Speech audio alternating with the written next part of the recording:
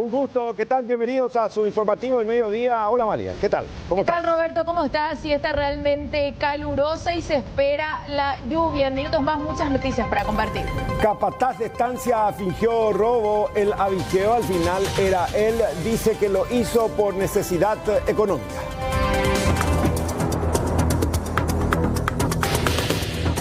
La persona denunció el día de ayer que fue maniatado, fue golpeado. Al caer en contradicciones, dijo que habló con un compañero, con un amigo suyo, para que le atara, para que le propinara algunos golpes. Quitó dos y esos dos animales vacunos llevó a la casa de un pariente suyo. Vamos a estar hablando de esto. Silbaba al reírse. Ese fue el síntoma de una niña de 3 años que tragó un silbato. Ya en minutos más, todas las consecuencias. Agarró una cornetita y una de las partes de la cornetita se desprendió y fue al aparato respiratorio, ¿verdad? La criatura hizo un signo de que se atoró con algo, de que se estaba asfixiando. Se percata ella de que cuando se reía la niña, silbaba.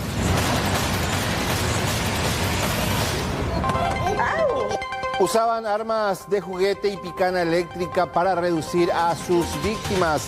Los sospechosos, al menos 15 robos, fueron capturados en Capiatá. Visualizaron al vehículo.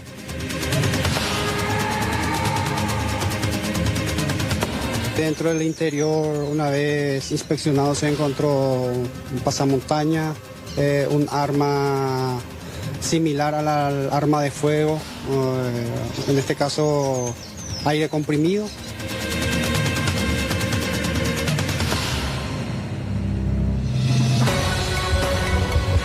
La noticia nos lleva hasta la Municipalidad de Asunción. Allí está Cristian Vázquez. ¿Qué es lo que ocurrió? ¿La Fiscalía se constituyó, allanó alguna dependencia? Buenas tardes. ¿Qué tal, Roberto? Buenas tardes para vos y la teleaudiencia. Así es, Municipalidad de Asunción nuevamente en el ojo de la tormenta. El interventor Carlos Pereira hizo varias denuncias y se empezó a investigar todas estas denuncias que presentó Carlos Pereira, y hoy la fiscal Irma Llano se constituyó aquí en las oficinas de la Municipalidad de Asunción para realizar esta intervención, buscando recabar datos informáticos y piezas que puedan aportar a llegar a dilucidar lo ocurrido con la reducción de costos para algunos contribuyentes en detrimento de la municipalidad. Te vamos a contar todo en breve, Roberto, porque la verdad que la denuncia es muy grave y hasta podrían estar involucradas personas fuera de la municipalidad. Esperamos, Cristian, gracias. Y desde otro frente está Jennifer Villamayor. Jennifer, contanos porque hay novedades en torno al motobol.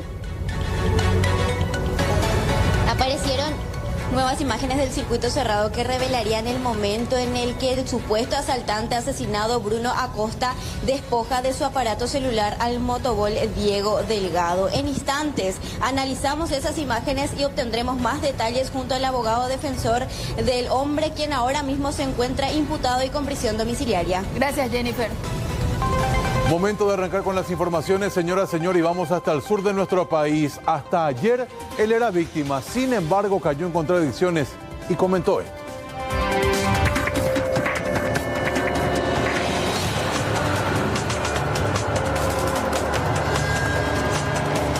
La persona denunció el día de ayer que fue maniatado, fue golpeado, inclusive fue medio torturado en el lugar.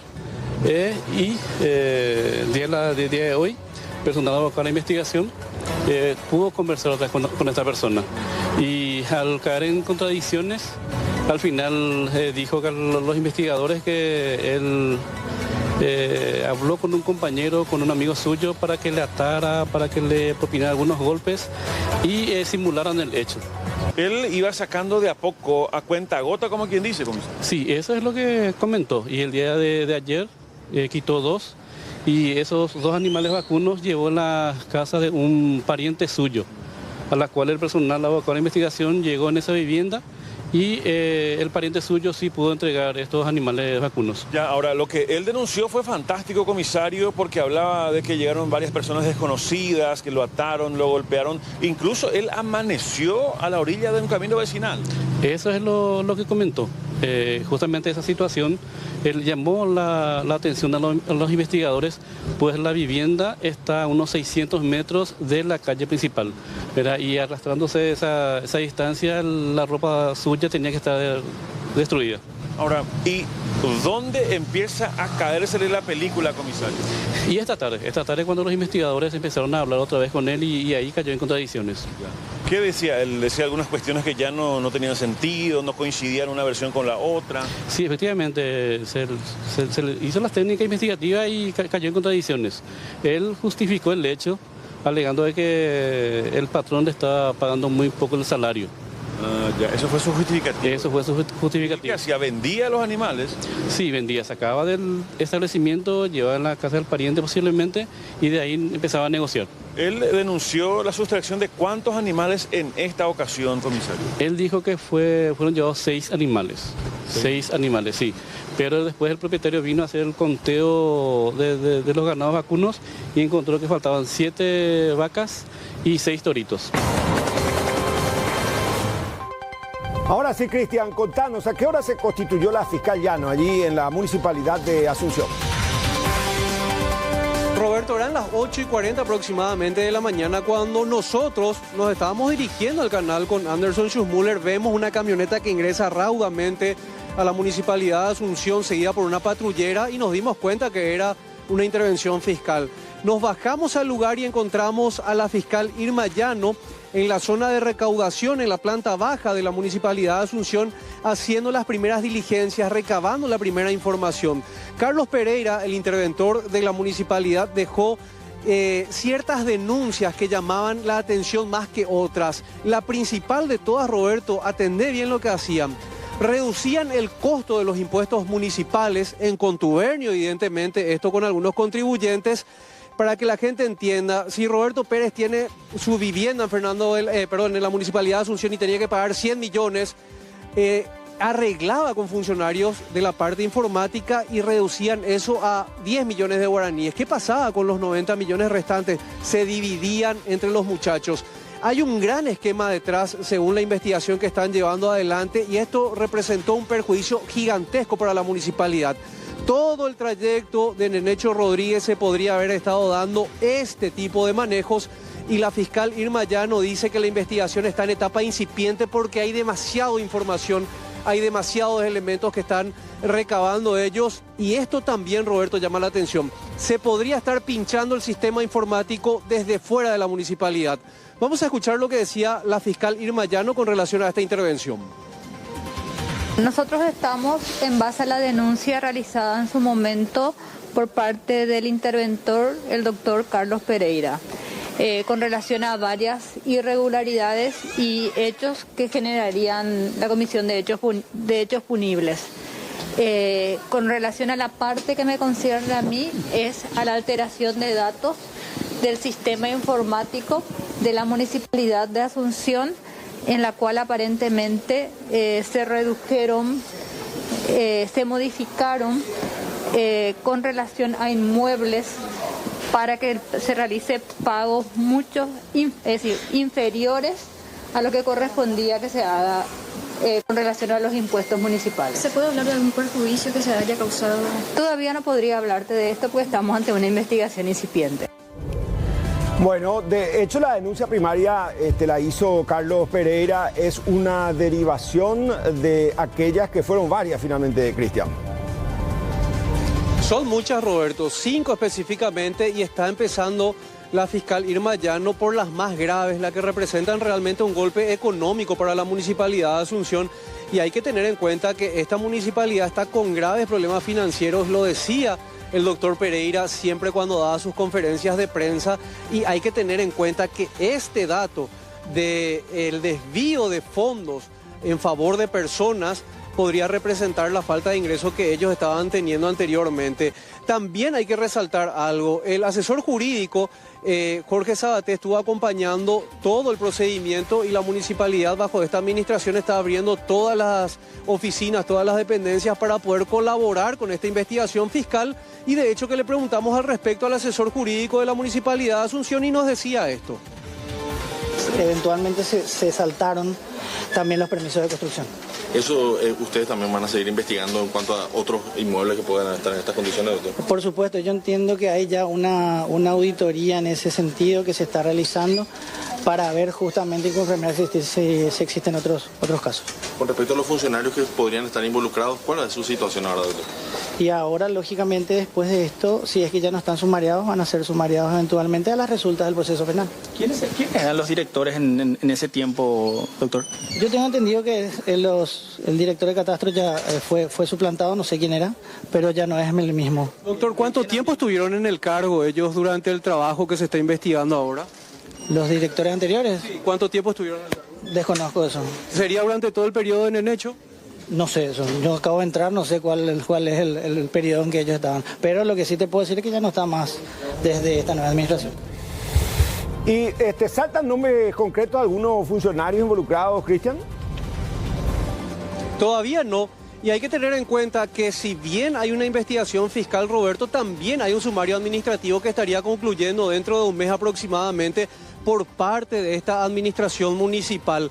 Le preguntaba yo al director jurídico, al asesor jurídico de la municipalidad, justamente eso que vos estás diciendo ahora, si hay algún nombre, ya tienen identificadas ciertas personas, y él decía que sí. Así que hay que esperar 30 días que termine este sumario administrativo para poder ver cuáles son los hombres involucrados. Pero llamaba mucho la atención esto de que se pudo haber tocado el sistema informático y hay gente que trabaja en forma remota desde fuera de la municipalidad poniendo el monto que ellos quieren. ¿Qué significa esto? Que el sistema podría estar vulnerado hasta hoy en día. No, totalmente. Aparte, una estructura que evidentemente venía funcionando, había vista gorda. Uno puede presuponer que en todos los niveles, porque definitivamente siempre se dijo, era un secreto a voces, y ahora la fiscal especializada, una unidad que maneja este tipo de contravenciones, este tipo de configuraciones penales, y ojalá se llegue precisamente hasta el fondo y no quede de manera tangencial en la periferia investigativa. Dale, gracias, Cristian. Hasta luego.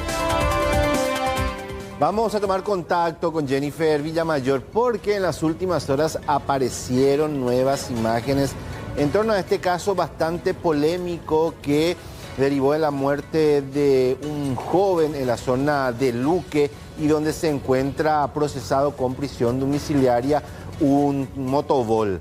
Estas son las imágenes que la defensa del imputado adjuntó a la investigación y este sería el momento, al menos en que él sufre el despojo de su teléfono. Lo vemos allí al imputado en compañía de su pasajero y al lado sobre la motocicleta a quien sería horas después la víctima fatal de este incidente. Jennifer, con estos elementos la defensa tiende a demostrar que efectivamente se dio ese hecho de despojo de celular como se había mencionado desde un primer momento.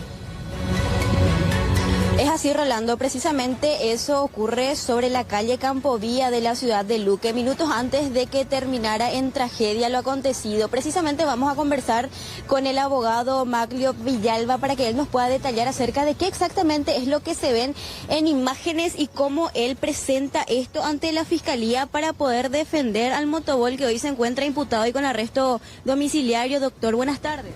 Buenas tardes. Sí, esto fue justamente solicitado como diligencia de un condominio. Son las imágenes donde puede verse el lugar exacto donde ocurre la sustracción del teléfono de mi cliente Diego y que es sustentada con la testifical también de el usuario de la plataforma, ¿verdad? Entonces el Ministerio Público ya tiene estas imágenes donde claramente se ve ese cruce, donde se ve el cruce y con la tecnología también que el Ministerio Público tiene que aplicar para poder mejorar la imagen y también agrandar esa imagen, lógicamente que se va a determinar el lugar exacto donde él fue víctima de este hurto de su teléfono celular. Pero para usted en el video video se ve que ocurre el... Sí, nosotros determinamos el lugar exacto y justamente está ya a disposición del Ministerio Público, que tiene que trabajar un poquitito con su gente técnica, con la gente que maneja esa área para poder mejorar esa imagen y que tenga una nitidez, ¿verdad? ¿Qué es lo que hace esa imagen? Sustenta el relato de esta defensa, ¿verdad? Que Diego fue víctima previamente de un hecho punible del hurto de su teléfono celular y que en forma natural, como se ve en la imagen, él se encontraba en movimiento y este hecho ocurrió aproximadamente 30 metros del lugar donde él fue víctima de ese hecho, donde se ven las imágenes. Este muchacho gira acá de su motocicleta y Diego le alcanza, ¿verdad? Doctor, inclusive en las imágenes se ve que una motocicleta va al costado de Diego. ¿Quiénes son los integrantes de esa moto? Porque estaban dos personas. Y la motocicleta que iba al lado de Diego era Bruno. Era Bruno justamente alcanzándole y posteriormente sustrayendo el teléfono celular del soporte que él tenía en su manubrio. Se habla de que él tenía cómplices también.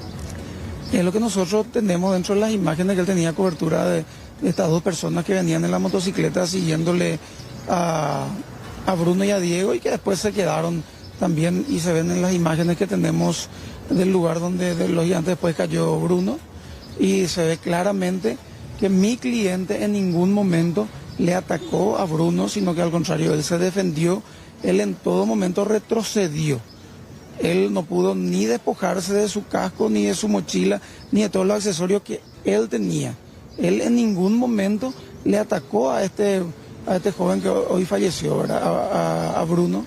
Nunca le atacó, al contrario, retrocedía, y cuando él vio que sus cómplices llegaban, él también percibió que Bruno llevaba la mano a la cintura y él esperó lo peor, él temió por su vida y tomó esa decisión en fracciones de segundo, ¿verdad? Que hay que ponerse también en los zapatos de Diego, estando ahí, sintiendo que su vida corría peligro, es la decisión que él tomó en ese momento, con la adrenalina a 2000, no a 1000 luego. Ya estando nervioso, él ve que Bruno lleva la mano a la cintura y termina reaccionando de esa manera antes de que lo ataque a él.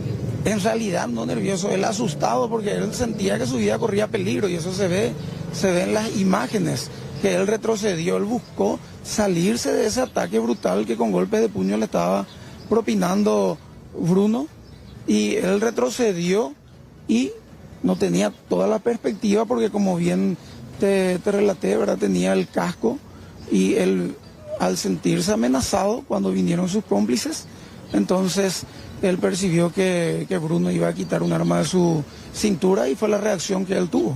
Doctor, de los cómplices de Bruno, ¿qué se sabe? Y el Ministerio Público tiene todos los datos, tiene todos los datos, me parece que ya se presentaron a prestar declaración, y no sé qué línea sigue con relación a ello el Ministerio Público, ¿verdad? Nosotros estamos tratando de arrimarle todos los elementos probatorios que puedan sustentar la tesis de esta defensa. ¿Qué esperan ustedes? Y justamente tener todos los elementos probatorios y que se pueda hacer justicia, ¿verdad? Diego fue una víctima en este hecho, y como bien lo relaté, él nunca tuvo la intención, él está siendo imputado por un hecho punible de homicidio doloso, y en las imágenes se ven claramente que él nunca tuvo la intención de este desenlace. Y habrían más imágenes, inclusive por la zona, que estarían siendo analizadas. Así mismo, nosotros estamos abocados a tratar de acercarle al Ministerio Público, a la investigación, todas las herramientas para que podamos probar nuestra tesis, ¿verdad? Que Diego obró legalmente y que lo que correspondería era justamente una salida procesal por todo lo que habíamos relatado.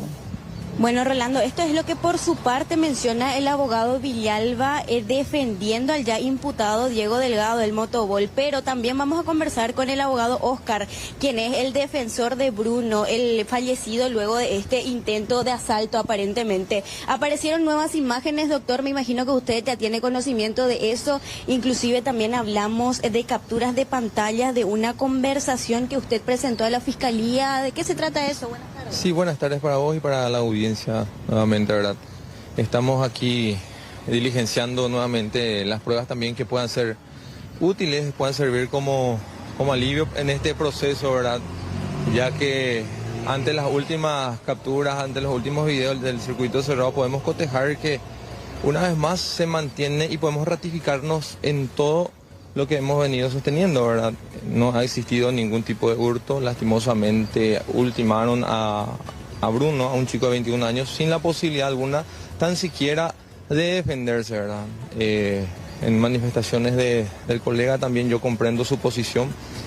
Y todos hemos sido víctimas de algún momento de algún tipo de inseguridad. El país está sufriendo ese flagelo de la inseguridad, ¿verdad? Pero sosteniendo la teoría y hablando un poco de lo que sostiene el colega, ¿verdad? En ese sentido terminaríamos tomando acciones por mano propia todo el mundo, ¿verdad? Porque todos los días vemos situaciones y circunstancias que es muy difícil de enfrentar, ¿verdad? La inseguridad. Y nosotros no somos el medio idóneo para resolver eso. En cuanto a la inseguridad debemos recurrir a los medios. He visto, es más, publicaciones de un policía poco crítico que ha manifestado algunas expresiones en ese sentido, ¿verdad? Con ínfula de influencer, qué sé yo. En ese sentido se sostiene que se le tiene injustamente a un chico que terminó apuñalándole 3 veces a un joven de 21 años. 3 veces. No se estaba defendiendo, estaba atacando. No tenía un cuchillo para tomarse una naranja del desayuno dominical. Tenía un cuchillo táctico. No era un cuchillo de mesa que tenía por si acaso. Con relación a la mujer que testificó y manifestó también haber sido víctima de Bruno. Tenemos conversaciones con una señorita que tienen más o menos en común algunas cosas, ¿verdad? Estuvieron cruzando manifestaciones por parte de la señorita denunciante que había sido víctima de un hurto, ¿verdad? En una estación de servicio. En ese sentido, ella manifestó a otra señorita también lo que había pasado y había vivido esa noche, alegando también que en ningún momento Bruno fue el que le sustrajo el celular, ¿verdad? De hecho, es absurdo hablar de esto, pero es una pena, ¿verdad? Porque tenemos que poner las cosas bien claras, ¿verdad? Estamos tratando de disipar un hurto, siendo que la víctima fue fatal. ¿Estas capturas de pantallas quiénes te facilitaron? Me facilitó la señorita, una de las señoritas que estuvo manteniendo la conversación, ¿verdad? Entonces, para también poder sostener, hemos arrimado esas conversaciones al Ministerio Público para tener también esa versión bien contundente por parte de esta señorita. Precisamente está usted en compañía de la señorita. Vamos a acercarnos a ella para que nos pueda comentar también. Vos le escribiste a la supuesta víctima después de todo lo acontecido. ¿Qué exactamente ella te manifestaba en el chat? Yo me atreví a escribir a la señorita. Ella se pasaba comentando mis fotos con mi amigo. ¿Quién tu amigo? Bruno. Y entonces yo me atreví, le escribí, le dije qué es lo que estaba pasando. Ella me explica, me dice que Bruno estaba en ese grupo, pero que él no fue el que lo robó. Y después me dice que ella salía de la comisaría y viene y sale y dice, se acerca a Bruno y dice que ella le vio a Bruno tirado en el suelo. Y en ese momento ella me dice que le socorrió al asesinato, el asesino, y le llevó a la comisaría y me dice que habló todo el camino con él. Y me dice... ¿Con el motobol? Con el motobol, y me dice, lo único que te puedo decir es que me dijo muchas cosas. Hasta ahí lo que te puedo decir, y me quedé sorprendida, me dice. Y yo le digo, ¿y qué fue lo que te dice? Y no me dijo, y ahí me cambiaba de tema. Entonces, ¿por qué ella se indica a Bruno como el hombre que la atacó? Y ella me dijo que estaban ahí en la Shell y me dice que Bruno le quitó la foto, todo ese, y después me dice, ella me escribió y me dijo, Bruno no fue el que me robó. Inclusive ella habló con el que le robó, que se llama Jesús, y Jesús le dice, Bruno no tiene nada que ver. Tu celular ya desapareció y seguís pesadeando, dice. ¿Y dónde está Jesús ahora? Yo no le conozco al Jesús. Solamente a Bruno. Solamente a Bruno, que... Pero Jesús era amigo de Bruno. No, eran amigos. Ellos salían así, coincidían los días sábados, así en la Shell, y solamente eso. ¿Eran conocidos? Conocidos. ¿Qué hacían cuando estaban juntos? No, yo no estaba en ese momento y no comparto así con ellos. ¿Vos presentaste todo esto? Yo presenté todos los mensajes. Bueno, ahí está entonces, Rolando, los relatos que tenemos por último de la señorita que conversó con la mujer que testificó que Bruno, horas antes de terminar muerto, la asaltó. Conversamos también con el abogado de Bruno, como así también con el abogado del Motobol. No sé si ustedes tendrían alguna consulta para derivarles también con los doctores. Creo que está bastante resumido, Jennifer. Por un lado, lo que va a presentar la defensa del imputado, que son estas imágenes, porque hasta hoy al menos teníamos unas imágenes muy difusas de lejos, no se podría observar el hecho de la sustracción del teléfono. Aparte que Rolando, la mamá, y obviamente ella instaló muy bien que su hijo no tuvo nada que ver y que finalmente se remitía también a que salta algún elemento, alguna prueba contundente, que sería esta al final, ¿no? Esta y la declaración de la joven a quien le sustrajeron también el teléfono celular en una estación de servicio, que vienen a sumarse a la causa también. Y la declaración del que iba a bordo del Motobol en ese momento, que explica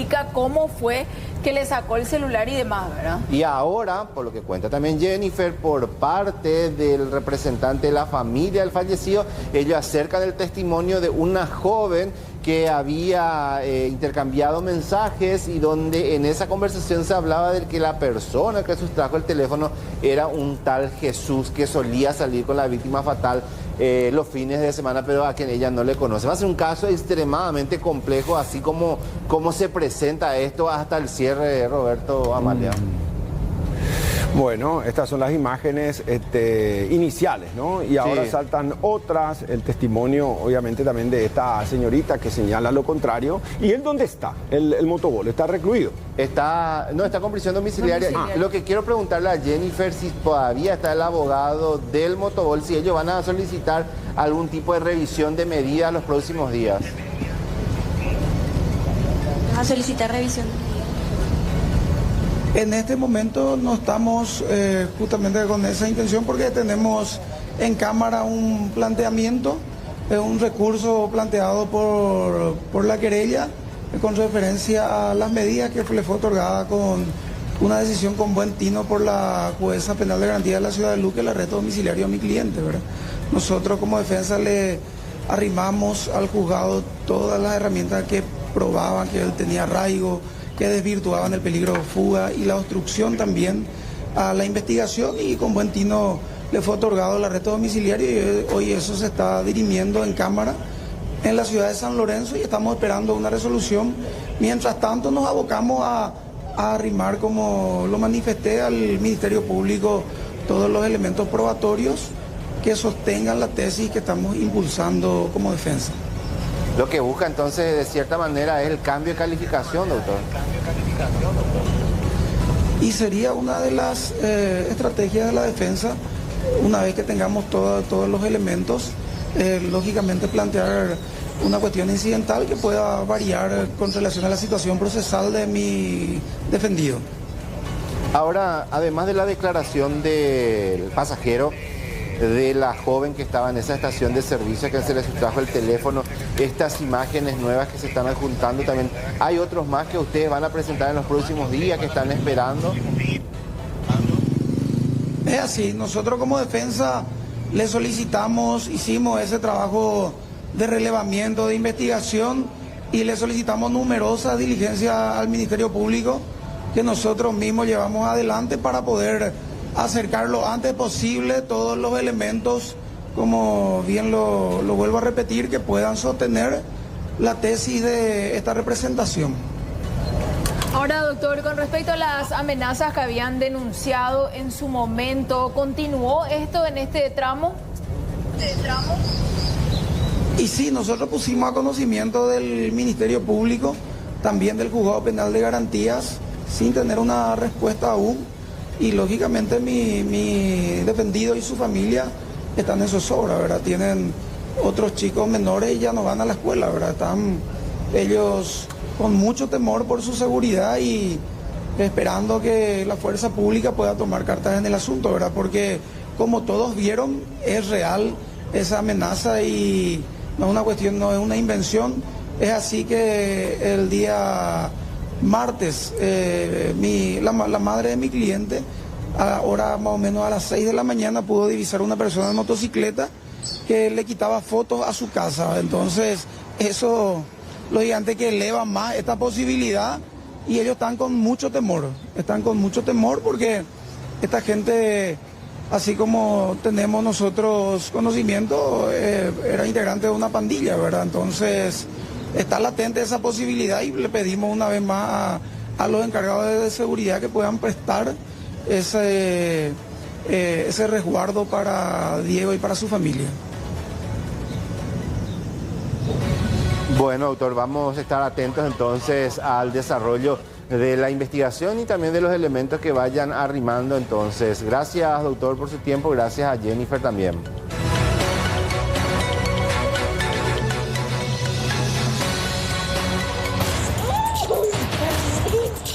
Agarró una cornetita y una de las partes de la cornetita se desprendió y fue al aparato respiratorio, ¿verdad?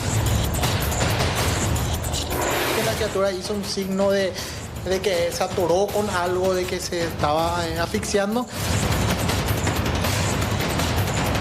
Se percata ella de que cuando se reía la niña, silbaba.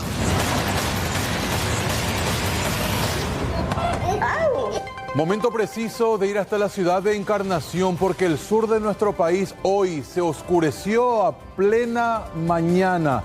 Evidentemente vamos a estar en instantes con esto porque quiero darle lectura, si me acompañan por favor compañeros, hasta ver lo que dice el detalle del aviso meteorológico vigente. Esto se fue actualizando a las 12 menos 20 de la siesta.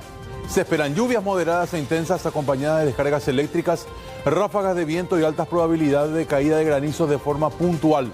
A ver, departamentos afectados: sur del Guairá, Caazapá, Itapúa, Misiones, sur de Paraguay, de Paraguarí, en este caso sur de Alto Paraná, centro y sureste de Ñembucú. 7 de los 17 departamentos bajo esta alerta. Se espera evidentemente una celda de tormentas organizadas hacia el centro y este de la región oriental de nuestro país, afectando el área de cobertura que ya le decíamos a ustedes. Tejan, Guay Salamundo, oye, preparáis Curico Pujarebebe.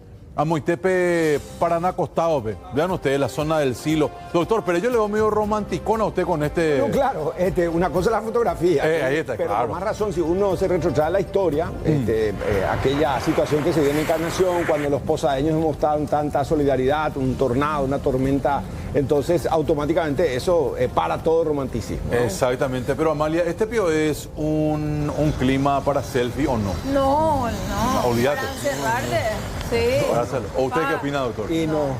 Yo creo que uno, desde acá cómodamente, ¿verdad? Pero uno se pone en el lugar de la gente que está ahí. No, está complicado. De hecho, veíamos gente que estaba trabajando, por ejemplo, en el servicio de reparto, imagínate. Sí. De Guarajana, Cambú. Seana. No, es una Seana, zona altamente productiva como Itapúa, ¿verdad? Que no puede parar. Y vean ustedes lo que ocurría. ¿Esto dónde?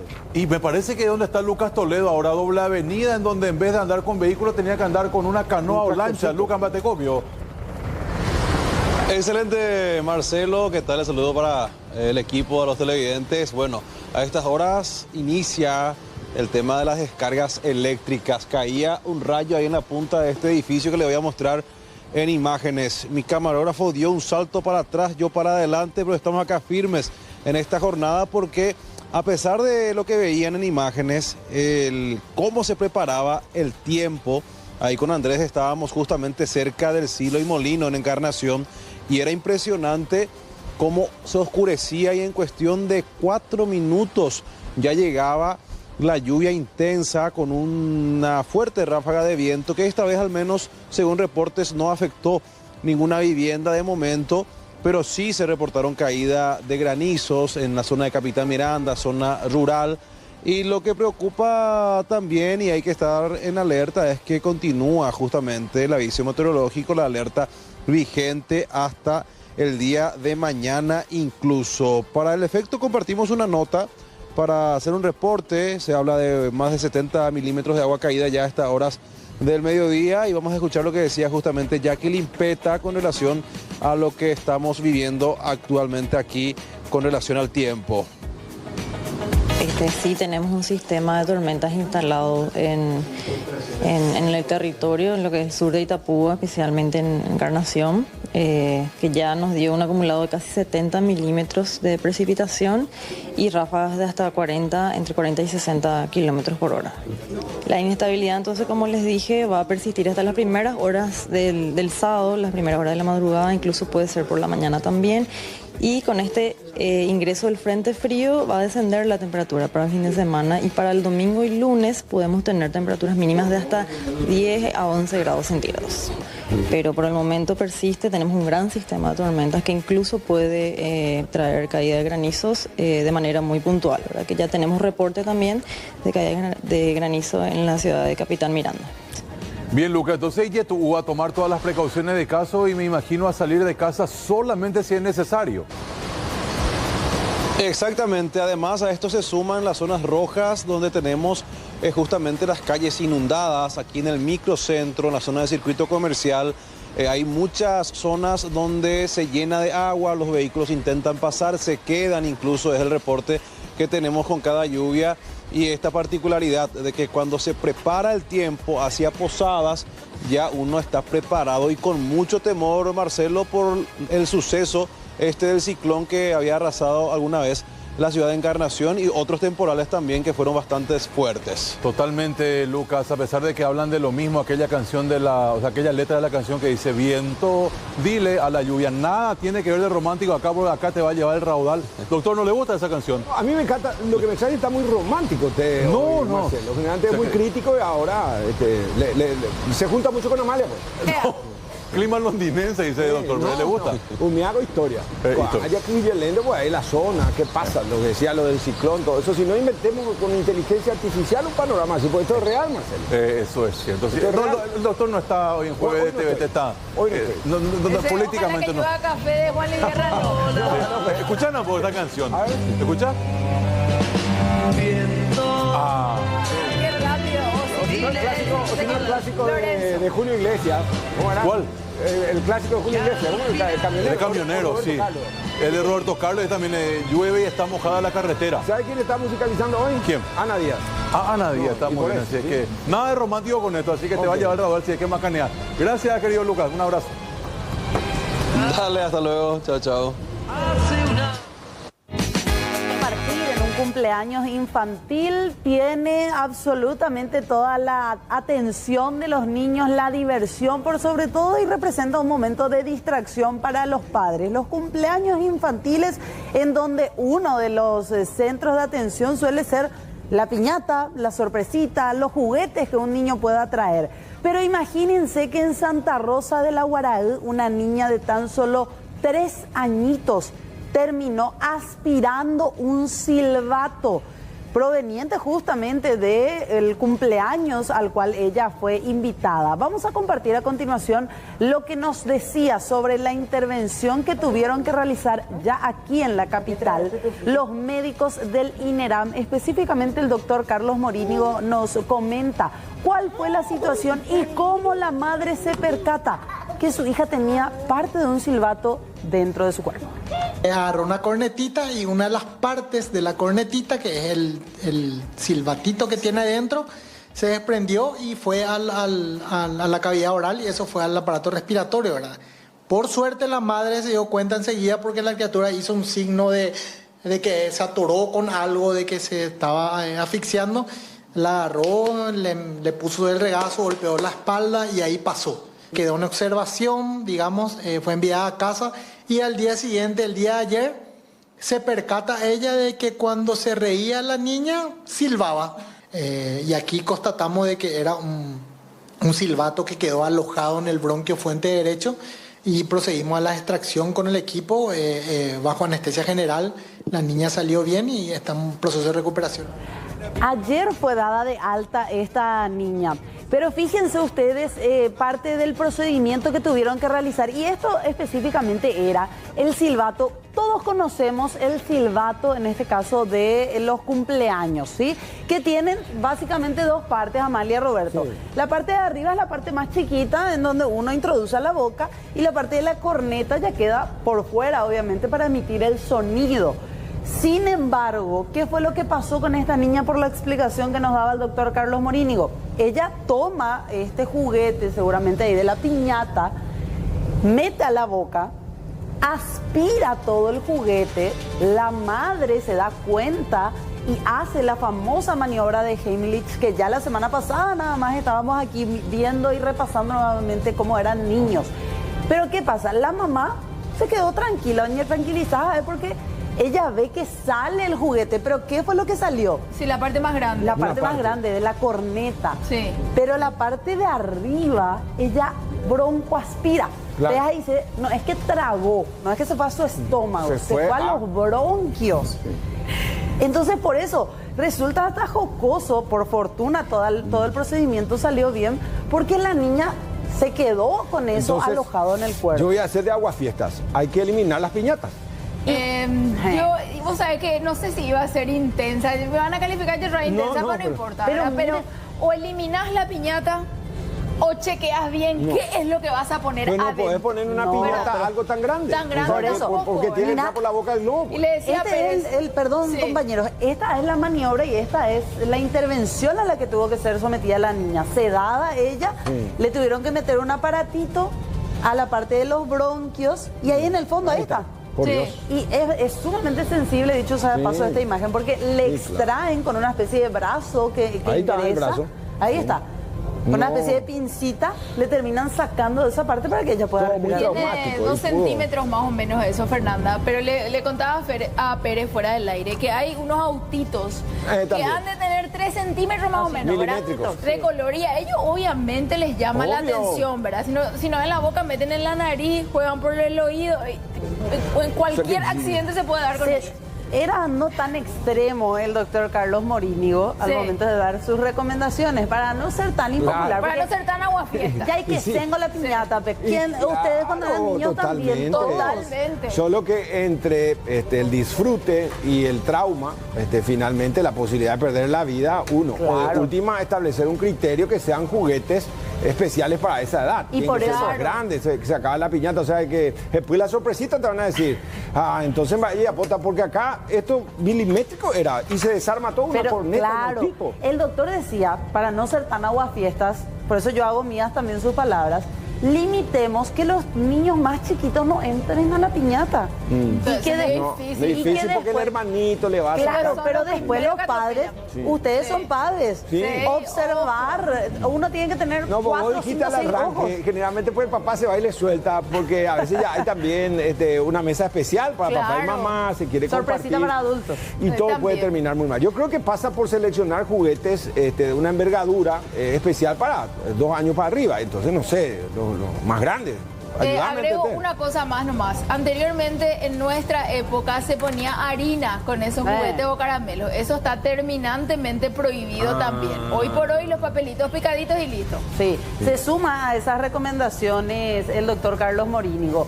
¿Qué hacer en los cumpleaños y qué hacer también en el caso en que lleguemos a notar que nuestro hijo, hija, se llegó a atragantar o asfixiar con algún juguete de este tipo? Los objetos que se cargan dentro del globo tienen que ser mayor al tamaño de la apertura de la boca. Niños de 5 años para abajo no tienen lo que formar parte de ese festejo de la rotura de la piñata, porque también vi eventualidades que se llena de purpurina o de repente de esos papel glacé que son redonditos con talco, y eso también algunos aspiran y obstruyen las vías respiratorias. Cuando se produce el efecto o digamos el episodio de asfixia o ve que ella le está faltando el aire, se utiliza la maniobra de Heimlich, que es justamente lo que hizo empíricamente esta madre. Agarró a la niña en su primer evento, agarró y la puso sobre su regazo hacia abajo y le golpeó entre las espaldas, entre las escápulas. El segundo evento importante es a los colegas médicos: si la mamá dice que él aspiró o estaba con algo en la boca, hay que hacerle caso. Parece que ayer traes tu pito. ¿Hacemos? ¿Eh? Ayer traes tu pito.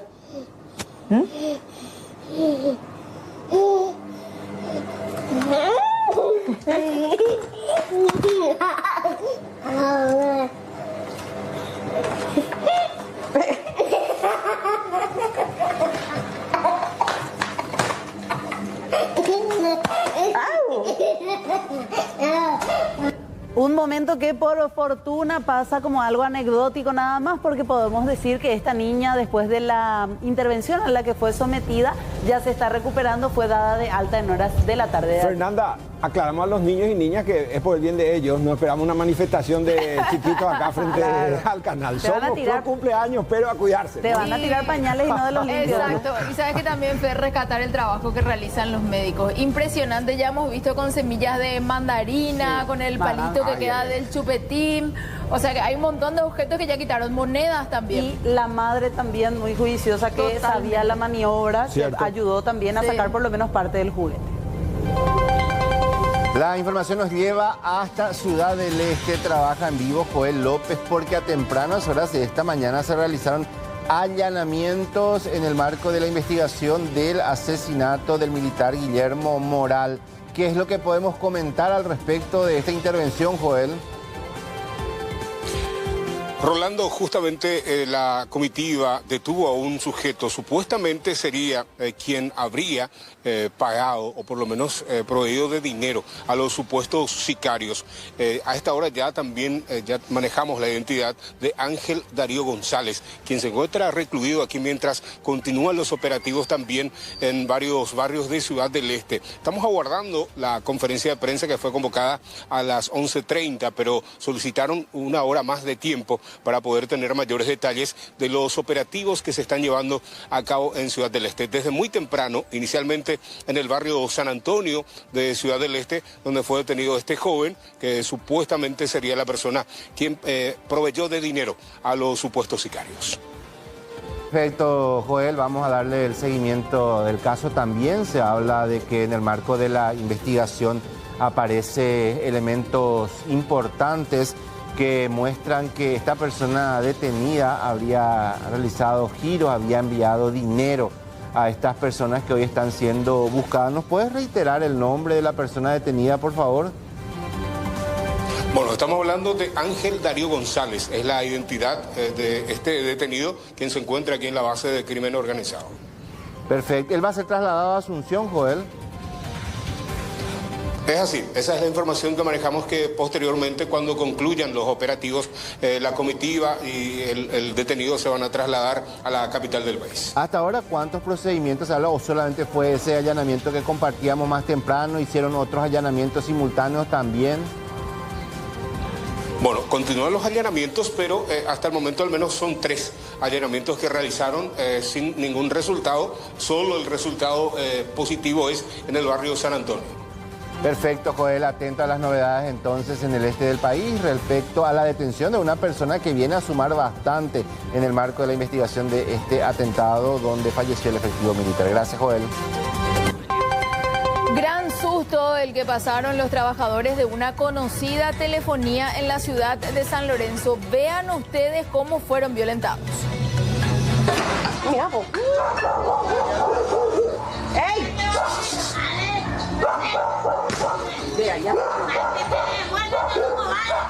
Una vecina de la zona pudo grabar el momento de la agresión. Seguidamente, la ahora aprehendida empezó a agredirla a ella verbalmente.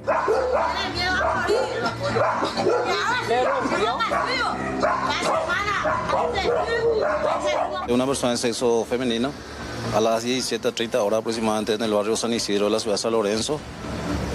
Había personales de una empresa que estaba realizando conexión de internet y al pasar la misma bajo los efectos de sustancia estupefaciente reaccionó violentamente contra la camioneta de la empresa tirando piedras. Inmediatamente los personales de la empresa llamaron al sistema 911. Se montó un operativo y con apoyo de Grupo Lince y personal de esta comisaría se pudo localizar a la persona indicada como autora del daño material, ¿verdad? Y fue aprehendida y trasladada a esta comisaría, fue puesto a disposición del Ministerio Público de la Unidad Penal número 3 y la autora, la fiscal Mirta Rivas, dispuso la aprehensión de la misma. Esta persona es conocida de la zona y más todavía de esta comisaría, constantemente es demorada a esta dependencia policial, porque una persona de 21 años, una persona joven, cuando está bajo los efectos de sustancias estupefacientes es bastante agresiva, es conocida de la zona Los trabajadores prácticamente no le hicieron caso. Ella reaccionó, no se sabe el motivo, ¿verdad? Pero fue grabado por una vecina del lugar en el momento cuando agarró una piedra de tamaño bastante grande, ¿verdad? Y tiró por el parabrisas de la camioneta, rompiendo todo el vidrio. Finalmente, la mujer quedó recluida en el calabozo de la comisaría jurisdiccional a disposición de las autoridades. Natanael Cáceres sigue muy de cerca el juzgamiento oral y público por un caso de estafa. Adelante con los detalles. Sí, muchas gracias. Estamos hablando de este juicio oral y público, Roberto, que ya está llegando a su etapa final. En este momento, el tribunal de sentencia, que está conformado justamente por el juez Juan Pablo Mendoza, Carlos El Morcilla y Héctor Fabián Escobar, están deliberando para poder emitir ya la sentencia, en este caso por estafa y otros delitos contra Carlos Vivero Cabral. Nosotros conversamos con él mientras daba este receso para poder deliberar sobre lo que fue el proceso de este juicio oral y público, recordando también que la Fiscalía, el Ministerio Público solicita 8 años de pena privativa de libertad para Carlos Vivero. A su vez, él conversó con nosotros y denunció esta persecución, temor por su vida y esta solicitud también de resguardo por parte de la Embajada de los Estados Unidos, teniendo en cuenta que él tiene información muy valiosa en cuanto al caso de Lalo Gómez. Decía que si algo le llega a pasar a él, si lo quieren silenciar, él tiene personas ya de confianza que se van a encargar de dar a conocer a la opinión pública toda la información que él logró recabar justamente de Lalo Gómez, teniendo en cuenta que él en primera instancia había sido quien proveyó a los medios de comunicación los chats justamente. Hablaba de 5 autoridades que prácticamente manejan a nivel país lo que es la corrupción y otros hechos. Vamos a compartir su relato en esta nota que conseguíamos con Carlos Viveros. Yo todavía la sentencia, estamos esperando. Yo soy un respetuoso del Estado de Derecho, a diferencia de muchos otros que se dieron cuenta a través de que medios no lo fueron. No voy a entrar en esos detalles, soy un creyente, soy un tipo que perdona, es lo que predico en base a lo que dice la Biblia. Pero bueno, estamos acá con un sistema que sabemos cómo es, donde no debería yo ni haber estado acá. Mi abuela falleció durante este juicio larguísimo de 7 meses, donde ellos eran lo que prácticamente prolongaba el juicio para que esto no sea rápido. Porque quien tiene toda la certeza de que vos le vas a condenar a una persona, ¿qué es lo que tanto vas a estirar, verdad? La verdad que mis abogados me gustaría que sean los que hablen de la cuestión jurídica, inclusive si la sentencia sí resuelve a mi favor con una absolución, porque yo no tengo nada que celebrar, yo no debería estar acá, es la verdad. Y sin embargo me trajeron acá, me hicieron lidiar con un sistema, una persecución de la Fiscalía. El fiscal Leguizamón tendrá que dar muchas explicaciones después de esto. ¿Y por qué tengo una seguridad plena? Porque todos los contratos que se realizan en mi empresa se realizan saliendo del estudio jurídico Tuma y todos los abogados que me acompañan. Entonces sería muy lógico decir que yo hago un documento que después podría tener consecuencias contrarias. Esta es la persona que me debe a mí, no yo a él. Se va a demostrar. Natanael, si fuese condenado, él en este mediodía podría ser trasladado a un centro penitenciario o no? Y podría ser, depende de la cantidad de años. Este proceso inició en el 2021, prácticamente la denuncia justamente por estafa, donde él habría vendido un vehículo al señor Oscar Amarilla. Estamos hablando de un Ford Mustang, Roberto. Este Oscar Amarillo había entregado dinero y un vehículo también de alta gama como parte de pago, pero posteriormente al señor Oscar Amarilla le habían incautado el vehículo, justamente porque contaba ya con una orden de embargo. Entonces se quedó él sin el vehículo comprado, según el parte del Ministerio Público, sin su dinero y también sin el vehículo que entregó como parte de pago. Es eso lo que se busca esclarecer en este juicio oral y público. Carlos Vivero decía que todo pasó por el estudio jurídico de su abogado, que ellos se encargaron prácticamente de hacer todo el trato para la compra y la venta de este automóvil. Así que vamos a ver si es que se pudo comprobar, si es que vendió teniendo ya la orden de embargo o esto se da después, a ver cuál es el trasfondo justamente de este caso, porque recordemos que él alegaba también una especie de persecución por parte del Ministerio Público, Roberto. Aparte de Carlos Hermosilla, ¿quiénes son los otros dos magistrados que ajustan el tribunal de sentencia? Sí, está Juan Pablo Mendoza y también Héctor Fabián Escobar, son los tres. Y siguen deliberando. Dale, estamos muy pendientes. Gracias, Natanael. Hasta luego.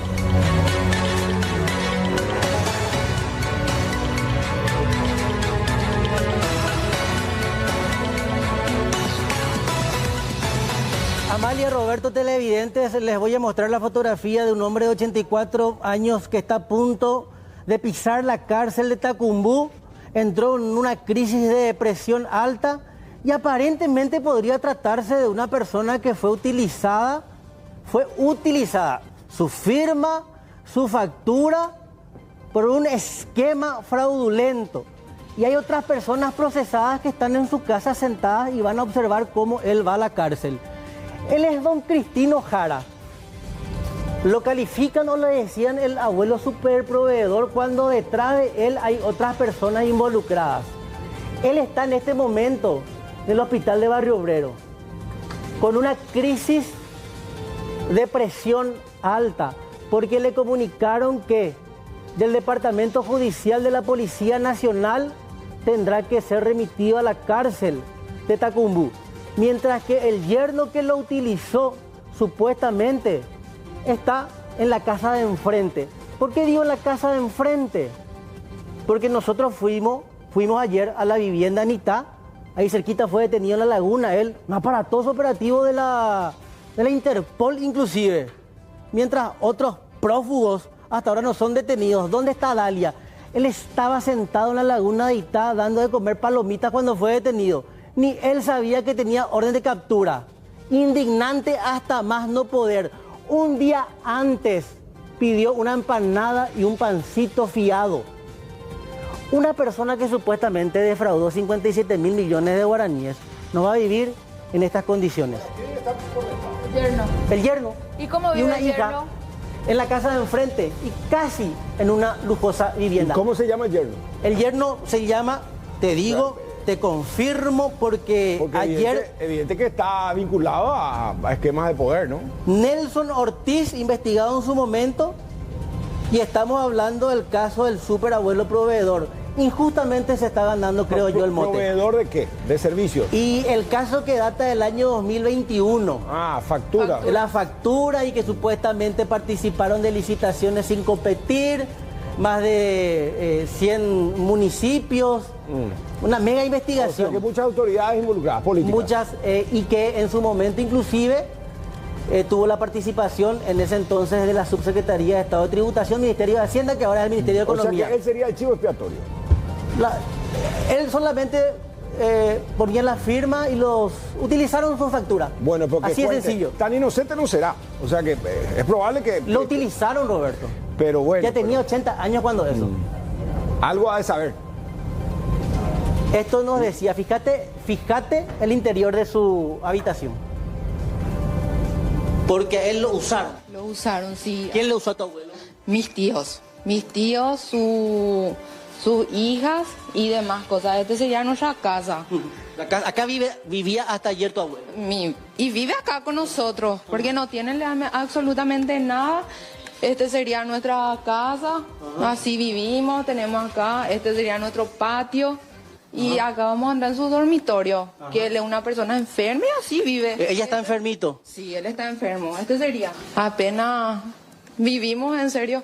A veces nos dice lo que no tiene ningún guaraní. Y está asustado, choqueado emocionalmente. No se esperaba porque él siempre se va al recorte, se va en el surtidor porque tiene sus amigos, se sienta, se va, hace su caminata y no se esperaba este tipo de cosas. En serio, está muy mal está. Damos seguimiento al asesinato de Walter Villalba, este compatriota que fue muerto en Bolivia. En el informe de los colegas de Bolivisión vamos a conocer sobre el avance de la investigación.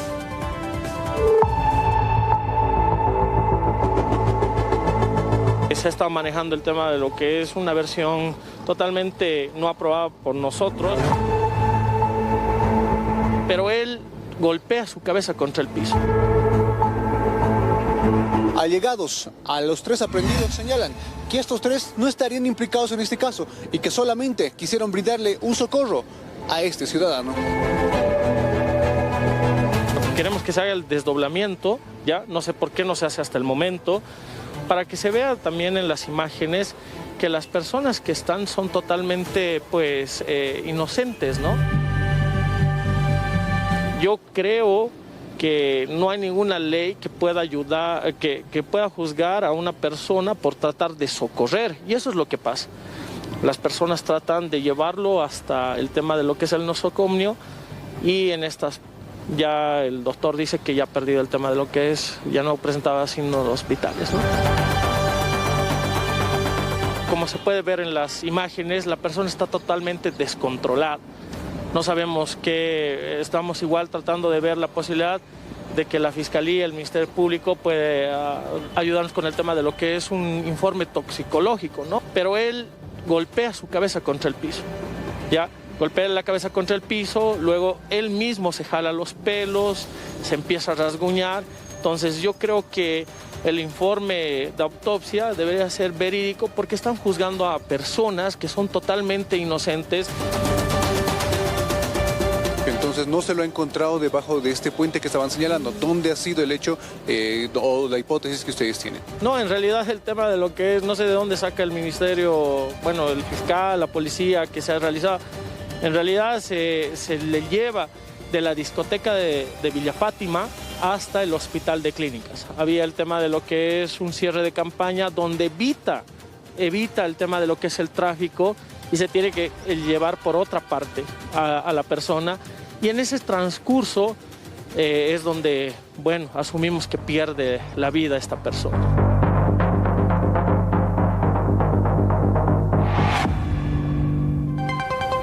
Vamos a cambiar de información, señora, señor, volviendo al plano local, 0985-30-3000, el número de WhatsApp que está habilitado. Imágenes sensibles, tema muy sensible también, así es que si hay un menor de edad frente a la pantalla, le pido por favor pueda sacarlo o sacarla a esta hora de la jornada, porque vamos a observar una imagen realmente repugnante de un acto sexual cometido en un colectivo que hace un recorrido interurbano. Me refiero específicamente a un colectivo que cruza la ciudad de Pirayú. Quien está sentado cerca de la puerta en donde va a bajar esta joven es un muchacho. El movimiento es claro. Él estaba saciando sus bajos instintos, es decir, se estaba masturbando. En ese momento de la jornada, cuando la nena estaba bajando de este colectivo, ella rápidamente se percata del hecho, toca el timbre y le pide al chofer que lo más rápido posible le pueda abrir la puerta. En un buen tiempo, ya este muchacho que está totalmente encapuchado, que sabía evidentemente que estaba siendo filmado, por eso la capucha, y ella se lanza del bus en movimiento. Automáticamente después, este joven se levanta del asiento y va recorriendo parte del bus que por lo menos hasta ahí vemos que ya no tiene pasajeros. Y vean ustedes cómo el chofer del colectivo baja para poder socorrer a la víctima. Tenía una mochila, tenía un jeans, tenía una capucha, usaba una especie de anteojos probablemente, tenía una bota con esa de punta de acero, bastante específica. Es decir, si uno pide a la empresa la cámara de circuito cerrado del recorrido del 13 de octubre pasado, en el intervalo de 5:30 a 6:20 de la tarde, probablemente pueda descubrir quién era este muchacho, descubierto a través de la imagen de la cámara 3. Esto, señora, señor, no se hace. Probablemente un depravado y posible violador serial está suelto en la calle y puede estar viajando a tu lado.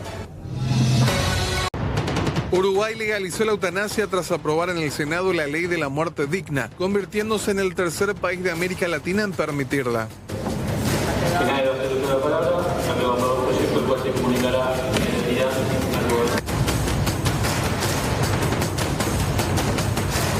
La norma despenaliza el procedimiento para mayores de edad, psíquicamente aptos que sufren enfermedades incurables o padecimientos insoportables. El texto garantiza el derecho a transcurrir dignamente el proceso de morir y aclara que no impone la práctica, sino que otorga a las personas la libertad de decidir. La ley contempla que podrán acceder tanto ciudadanos uruguayos como residentes extranjeros. Además, se creará una comisión honoraria de revisión, integrada por representantes del Ministerio de Salud Pública, el Colegio Médico, la Universidad de la República y la Defensoría del Pueblo, que supervisará los procedimientos y presentará informes anuales.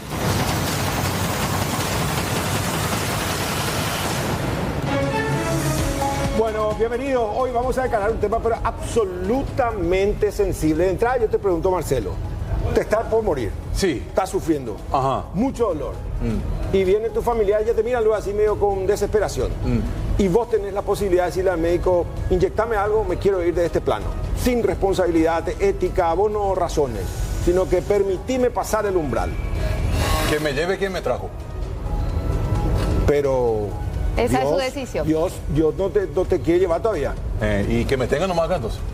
Esa es tu posición. Algunas cosas que estuviste ya ponen algún mensaje, claro, a lo mejor aguantando. Porque viste que dijiste algo clave. Que me lleve el que me trajo. Sí, no fue el médico el que te trajo. Sí, señor. ¿Sí? ¿Y vos, Amparo? Eu viene del griego buena, thanatos, muerte. Sí. Eutanasia viene justamente de esa conjunción de palabras griegas que es buena muerte. Permítanme disentir acá con ustedes, porque ¿qué pasa cuando te duele todo el cuerpo? Cuando se te está infectando todo el organismo, cuando te tienen que ayudar hasta para levantarte de la cama, no podés valerte por vos mismo, ya sufriste demasiado, son años de lucha y de agonizar. Y si querés descansar porque ya no hay salida, ya te llevaron tus estudios por todas partes del mundo, mi vida, mi cuerpo, mi decisión, diría yo. ¿Y vos, doctor? Yo creo que se va a generar el debate también para la teleaudiencia. Sí, señor. Yo creo que al final no hay que postergar, como dicen algunos, la posibilidad. O sea, que creo que es como una suerte de renunciamiento al sufrimiento y es muy difícil estar en ese momento, imaginarse nomás. Uno no creo que sea objetivo con el dolor. Entonces uno pierde la voluntad, la autonomía. Porque te duele algo y te preguntan y es probable. Ahora, ¿no será que esa es la prueba que uno tiene que pasar? ¿Por qué yo tengo que empujar? Porque si no sería como justificar el suicidio. Porque hay médicos que dicen, yo no le quiero aplicar porque yo me voy a quedar con el sentimiento, con la culpa. Y Dios cargó su cruz sin tener culpa. Y bueno, eso es, por eso es lindo el debate ético-religioso. Y bueno, y a propósito de eso, vamos a recibirle a nuestros dos invitados. Sí. Ella, una capa total. Ella es justamente abogada, doctora en Derecho, la doctora Gilda Burgstaller. Y por el otro lado también él es médico, doctor, justamente oncólogo, el doctor Humberto Mazzetti, ¿verdad? Que justamente Mazzotti, digo bien, acompaña a los enfermos en cuidados paliativos, ¿verdad? Esa última etapa. Bienvenidos. ¿Qué tal, doctora? ¿Qué tal? Hola, doctora. Un placer enorme tener una especialista en la materia de medicina legal, ética y bioderecho. O sea, todo eso que nosotros intentamos decir de manera profana, acá ella explica técnicamente y vamos a tener la versión de alguien que asiste. O sea, que no es que queramos dividir la mesa entre pro vida y en contra de la vida, sino que generar el debate. De eso se trata. Doctora, ¿por dónde hay que arrancar para entender de qué se trata, para conceptualizar la eutanasia, que es la muerte asistida? Bueno, la eutanasia en sí, ¿verdad? Yo considero que en Paraguay estamos muy lejos porque con el doctor justamente hemos trabajado por el tema de cuidados paliativos que se legalizó, pero entre comillas, para enfermos terminales, ¿verdad? Y también el tema del testamento vital que todavía no se legalizó en Paraguay. La eutanasia es una situación que para mí personalmente no se contradice con los cuidados paliativos, porque existen personas que pasaron por cuidados paliativos e igualmente piden la eutanasia con posterioridad. La llaman la buena muerte, conforme a lo que yo estudié antiguamente, antes del cristianismo. Algunos reyes pedían la eutanasia. Es más, Torres Kirchen en su libro menciona un pasaje bíblico en que un profeta pide a su esclavo que le clave la lanza para morir más rápido. O sea, después del cristianismo hubo otra visión, ¿verdad? Pero no quiero entrar en ese tema. Es derecho netamente, doctora, porque acá está prohibida la eutanasia. Es más, es un delito. Es un delito y hay una pena privativa de libertad de hasta 3 años si alguien le mata por súplica del que quiere morir. Inclusive vos, que querés ayudarle al que te está pidiendo, por favor, no doy más. Lo mismo el aborto. Y partiendo de la Constitución que reivindica la vida, desde la concepción hasta el último segundo. Por eso es que es bien complicado el debate. Doctor, ¿y cuál es su percepción, la suya? Bueno, evidentemente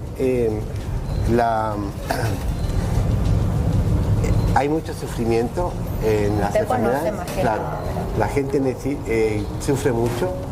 Sufre porque tiene síntomas físicos como el dolor, pero no es el único, el ahogamiento, los vómitos constantes, problemas en la piel, etc.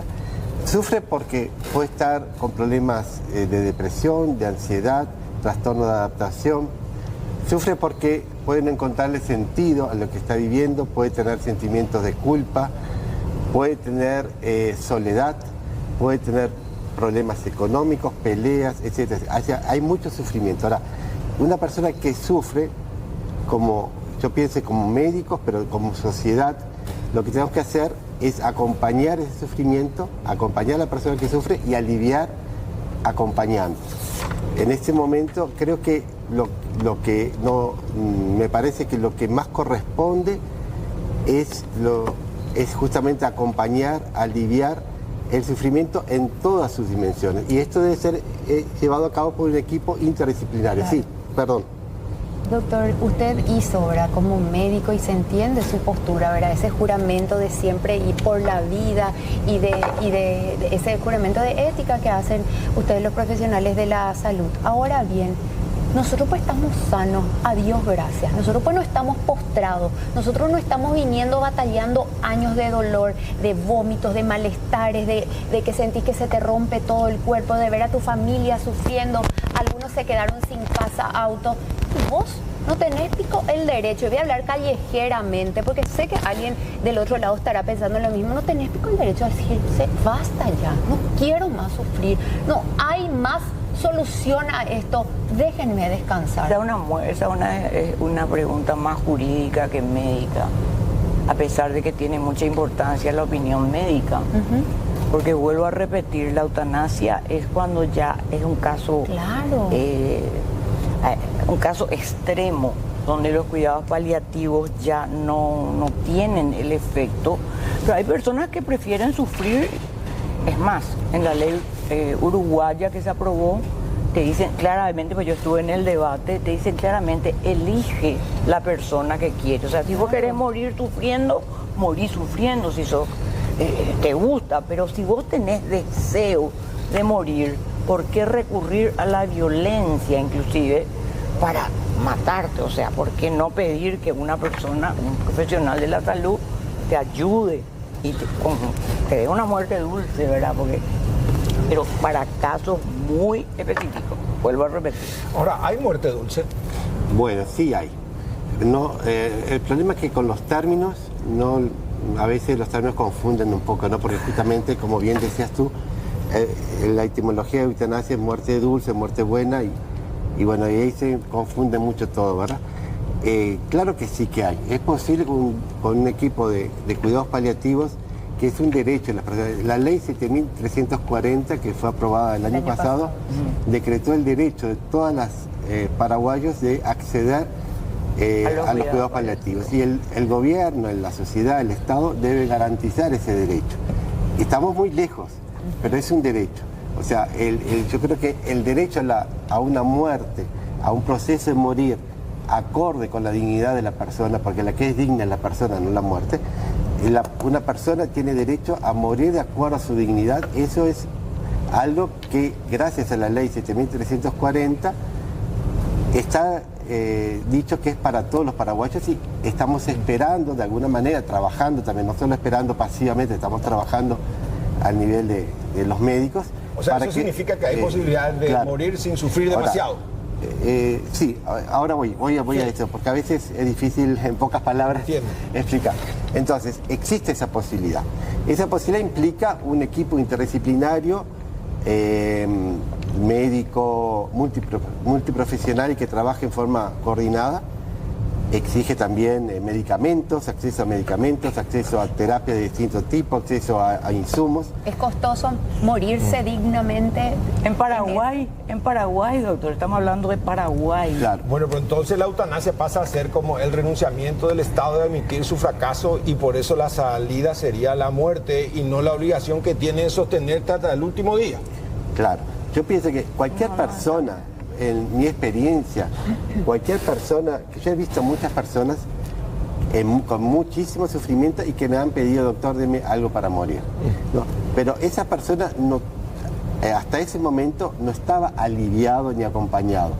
Cuando esa persona pasa la experiencia de un real alivio, un real acompañamiento, normalmente deja de solicitar, porque las personas no es que quieren, cuando una persona te dice quiero morir, es porque no aguanta más. No aguanta más. Doctor, ¿le puedo interrumpir un ratito? Perdón. Porque, no hay libertad en el dolor. A propósito de eso, alguien que va a poder contar muy bien esto es una enfermera en terapia intensiva, Marce. Exactamente, es el licenciado Germán González, quien a través de Meet ya está con nosotros. Has visto tantas historias, imagino, licenciado, te sumamos a este debate. Bienvenido a la sobremesa. ¿Cuál es tu postura? Bueno, muy buenas tardes. Antes que todo, muchas gracias por el espacio. Y es muy importante el poder entender el alcance que tiene, la importancia de empezar este debate. Actualmente, como había mencionado la abogada, nuestro país, nuestra cultura y nuestro congresismo no está preparado como para poder tener un debate de este nivel. Es muy bueno empezar por este tipo de debates televisivos, hablar entre profesionales, concienciar a la sociedad y hablar con personas que estén más en el ambiente para poder tocar estos temas y para poder emitir un juicio y empezar a hablar del tema. Claro, Licen, perdón que te interrumpa, vos seguro conoces miles de historias de vida porque estás ahí en el sumum, en el limbo entre la vida y la muerte de una persona en terapia. ¿Qué escuchas más? Gente que quiere salir sana, gente que ya lastimosamente dice ya no aguanto más esto, quiero otra solución. ¿Qué podés contarnos? Bueno, yo trabajo hace 5 años en la unidad de cuidados intensivos del adulto de un hospital público, el hospital más grande del país, que tiene la mayor cantidad de camas. Entonces, como profesionales de salud es mucho más complicado siempre encontrar el equilibrio entre la parte profesional científica y la parte ética y moral. Hay otro término que todavía no se mencionó, pero que sí hay que mencionar, que es el tema de la distanasia, que sería el prolongar a través de procedimientos médicos, medicaciones y tratamientos la vida y prolongar el sufrimiento sin ningún fin terapéutico, o sea, a pacientes que quizás ya no tengan esa posibilidad de progreso, esa posibilidad de curarse realmente, seguir extendiendo su vida y extendiendo su sufrimiento. Entonces es muy importante entender que detrás de cada persona hay familias que también están, yo te digo, hablando desde un hospital público donde acceden personas con escasos recursos, que día tras día tienen que estar comprando medicamentos que no provee el Estado. Entonces es mucho más complicado para estas personas continuar con el tratamiento de sus familias. Entonces lo que nosotros primero deberíamos tocar, lo que justamente mencionaba el doctor, es fortalecer nuestros servicios públicos, fortalecer primero, asegurar los cuidados paliativos, asegurar que las personas realmente tengan un cuidado paliativo total, cumplir la ley, hacer cumplir la ley de cuidados paliativos, y que una vez ya estas personas contando con los cuidados paliativos y contando con todo ese soporte de salud que necesitan, ahí recién se pueda tomar decisiones acerca de, ya sea de su tratamiento terapéutico o de lo que es su Licenciado, vida. Nosotros, sí, te escucho. Quiero que nos cuentes tu experiencia. ¿Has tenido de repente gente que vos veías, sabemos sobre todo que son de escasos recursos, que es esa última miseria de decir ya no quiero más vivir? Vos ves mucha gente que sufre. ¿Podés contar eso como para que el público también dimensione? Porque no todos de alguna manera conocen esa desesperación que a vos, me imagino, como ser humano lo único que querés es aliviar su dolor y ver que no podés de repente ayudar o encontrar una cura. ¿Qué es lo que se ve? ¿Qué es lo que más te llama la atención y te duele cuando estás trabajando? Bueno, acá hay que tener en cuenta que estando en el sector público, como les había mencionado, el tema de los gastos y el tema de no, algunas veces no contar con toda la infraestructura o con todos los medicamentos necesarios para poder cubrir todas las necesidades básicas es mucho más extremo. Y tenemos situaciones de pacientes que tienen bacterias ya que son prácticamente, infecciones que son prácticamente ya difíciles de curar con los tratamientos que contamos actualmente en el país. También enfermedades como cáncer u otro tipo de enfermedades terminales.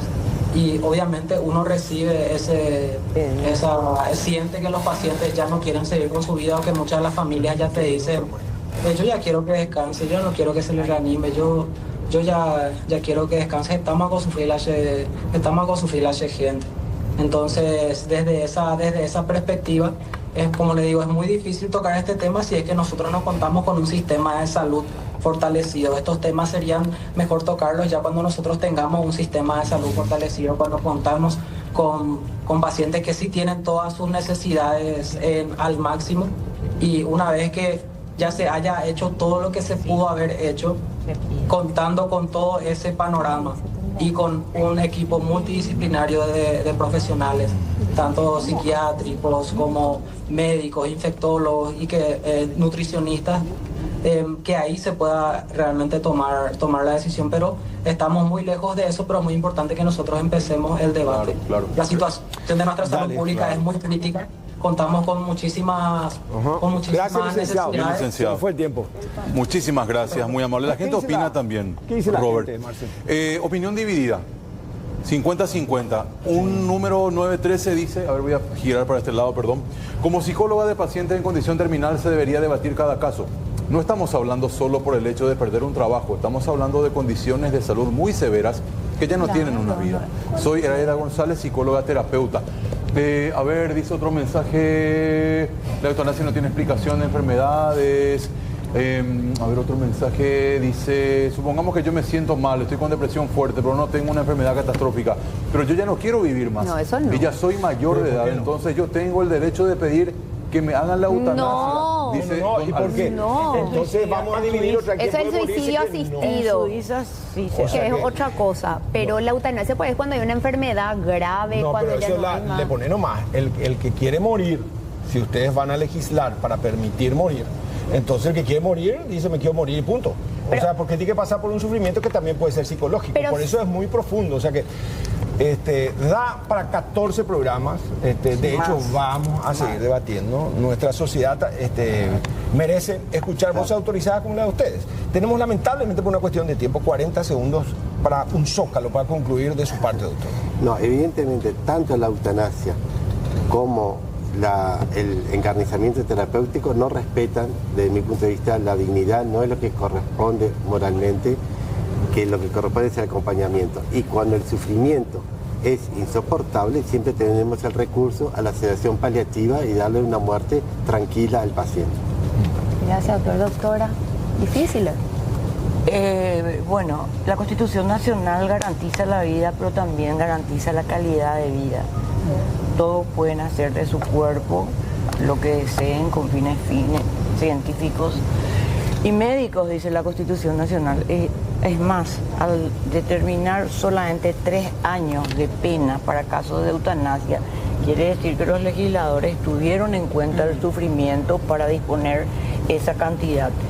Solamente eso quiero decir, o sea, no estoy a favor de ninguna posición, pero debe iniciarse el debate porque a mí en 2 oportunidades me han solicitado que jurídicamente solicite la eutanasia. Bueno, Amparo, ya para redondear. Muchas gracias a todos y es un tema que genera mucho debate, mucha charla y sobre todo, más allá de la moral y eso, empatía. Porque hasta que no te toque, uno nunca va a saber. Yo parto Pero de la hay premisa reglas, como abogado, es imposible preguntarle a un ser adolorido si quiere vivir o no. Obviamente que no va a tener la autonomía de la voluntad. Por eso ahora, que nos creemos sanos, tenemos que generar el debate. Ahora, yo no estoy de acuerdo con legislar para permitir morir. Yo quiero apostar hasta el último segundo a armar una sociedad que acompañe a vivir hasta el último aliento. ¿Sí? Eso claro que es mucho más demandante, porque acá lo que estamos visibilizando es la necesidad de la red de hospitales públicos. Pero si vos le decías al tipo, tu última salida es la muerte, obvio que te va a decir, ama no sé, claro. Pero nosotros como ciudadanos que nos creemos sanos tenemos que darle las garantías de que él viva dignamente, como dice paliativamente. El Estado tiene una responsabilidad demasiado grande porque si está legalizado los cuidados paliativos debe cumplirse, pero tenemos hospitales donde no existen ni siquiera medicamentos para que los Doctora, este libro suyo, ¿dónde conseguimos? ¿Sí? No sé. Sí. ¿Podemos? En Continental. Bueno, en Continental. Doctor, gracias. Sí. Gracias. Marcelo. Barleo, gracias por acompañarnos como en cada jornada.